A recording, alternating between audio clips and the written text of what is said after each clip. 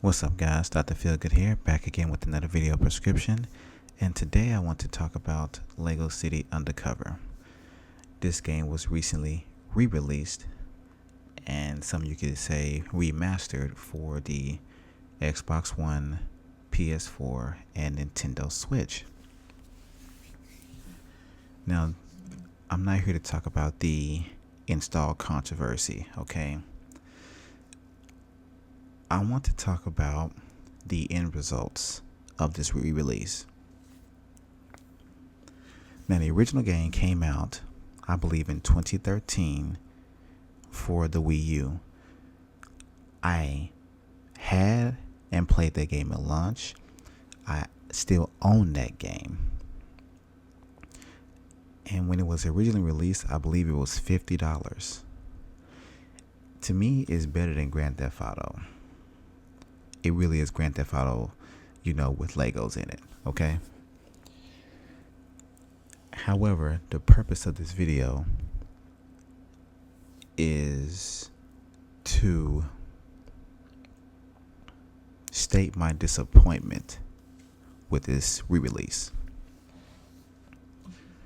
First of all, the game right now can be had on the Wii U for $20 because it recently, I believe, over the last year, became a Nintendo Select title. And they made a whole bunch of reprints of it. It's no longer hard to find. Can't say the same thing for the Wii U though, but moving on. The next thing is that the performance improvements were minute at best. Okay? I believe the original game was 720p and roughly 30 frames per second, a few frame drops here or there, but it was notoriously known for its insane load times. I'm talking about 90 seconds or more, because it loaded the entire map all at once, similar to like Xenoblade Chronicles X and maybe even Breath of the Wild, but it loaded the entire map all at once. Now keep in mind, this was an early Wii U title, so even though it was developed from the ground up for the Wii U, within the first year of any console, you can't talk, optimization is not going to happen. I believe they took great strides to optimize the game for Wii U, but you can tell there were a few lazy missteps. But it had insanely long load times. I'm serious. It was like a commercial break for network television. I'm not kidding. Longer than that at times. But here's my gripe. They re-released this game, and essentially all they did is up-res it and add co-op play, split screen. I'm pretty sure the co-op is probably a cool new added feature. However, to me, when you re-release a game on more powerful, more capable hardware, it is my belief, my preference, that you fix as many of the issues the original was plagued with. Because if you developers are always saying, not that TT Games said this, but a lot of developers say we need more power. Okay, you got it. But why is this almost identical? So I think it goes from 720p to 1080p. That's great. That's awesome. I'm being sarcastic, of course, because almost any television is going to upscale it to 1080p anyway, so it doesn't matter. But now it's native 1080p, I believe. And you feel free to correct me if I'm wrong. The second thing is that it's still 30 frames per second, I believe. I I know open world games are typically 30 frames per second, but since this was a game that came out 4 years ago on the Wii U, early in the Wii U's life cycle, to me, you have 4 years to improve this game. Third, the load times are still atrociously long. I heard they shaved off maybe 10 to 15 seconds. Now, if the total load time before was 30 seconds, I will be celebrating.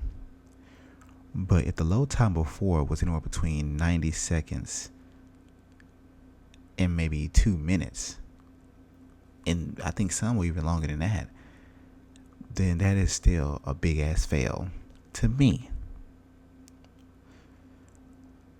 4 years and all you could do is improve the load times by 10-15%. 4 years. Come on now. It's on a cart. Come on. You guys didn't take any time to optimize this game and make it better. You didn't. Not even for the systems you are well acquainted with, which would be the PS4 and Xbox One. You've had 3 years to learn those systems because I believe you have released Lego games on those systems since they debuted back in 2013. So at least for those two systems, there should be some type of optimization. With all that power, we're talking about going from 2 gigs of RAM to 8 gigs of RAM. Okay? We're talking about going from 3 cores to 8 cores. And no 60 frames per second. No half the load times, at least half. That's a bit disappointing. I'm not a graphics whore by any means. I don't care if games are still in 540p, 480p. I will be happy. But I do believe in performance. And not performance like these PC elitists, where they want to play games in 60 and 120 frames per second. But I do believe that an older game that's re-released, if it was 30 frames per second before, it should be in 60 frames per second now. That is my belief. Maybe not for every game. I'm not saying they re-release Xenoblade Chronicles X and they play at 60 frames per second. Of course not. It doesn't need it. I don't believe Lego City Undercover needs it. But to me, this is a 4-year-old game. The hardware you released it on now is at least 2 to 3 times more powerful, more capable. And on top of that, it no longer has, to my knowledge, the Wii U gamepad features. There's no asymmetric gameplay. So, to me, how are you lacking features released on more powerful, more capable hardware?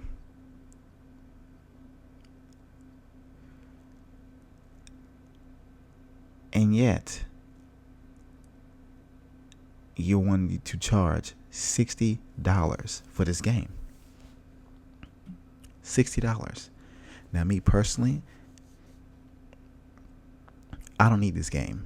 I played it on the Wii U. I completed it, not 100%, but I did complete the story. I think I was around like 60 or 70% complete. I'm not a big completionist, guys. But moving on, I still have the game. And believe it or not, when I purchased it for the Wii U, I found it for $10. You may not believe me, but I did. Brand new. Still in cellophane wrap. Gotta love research and price matching. But I have this game. And to me, since it's essentially the same damn game, I don't need it. I would like to purchase it. But to me, all I see is the same game, up-res to 1080p native. I'm still having to sit through a commercial break of load times. So for me, it's not worth the purchase, at least at this time. I don't mind double dipping. But this, to me, is not worth the purchase. Now, if you are one of those people that always wanted to play it, but you could never find a copy of it, I would suggest you go out there and get the Wii U version if you actually own the Wii U or still own one. If you're one of those folks that never owned the Wii U but wanted to play this game, but now you own a Switch, I would say go ahead, pick up the game. I believe $60 is a much better price of admission than having to buy a Wii U and then the game. But I also warned that the Wii U had those Game Pass specific features, which are actually worth looking into. So unless you really want to play this game anywhere you are and on the go, I would still suggest the Wii U version over any other version. Okay? But to me, at the very least, it should have made performance improvements. But I'm going to tell you the thing I really expected them to do with this, and to me it would have made the game a must-buy. They should have incorporated the prequel, Lego City Undercover, The Chase Begins, which was released on the 3DS. They should have incorporated this into the re-release, where you play through the prequel and then Lego City Undercover. That right there extends the story and gives you 2 for the price of 1. Now that I will pay $60 for. That you're now taking a 3DS game and you're upraising it from 360p or whatever the 3DS's resolution is all the way up to 1080p. That is what you should have did. Then I can overlook the minute performance upgrades you made, because now I have a 3DS game that was up-res to console standards. That's what you guys should have done. You should have incorporated the prequel with this. But $60 for the same 4-year-old game with minute improvements and not to performance? No. Now, I will say this. Anyone listening to this video, if you are interested in this game and you're on the fence, you may want to check some of your retailers. I think for Best Buy, it's on sale right now. But anyway, let me know what you guys think in the comments. And as I always say, keep it gaming.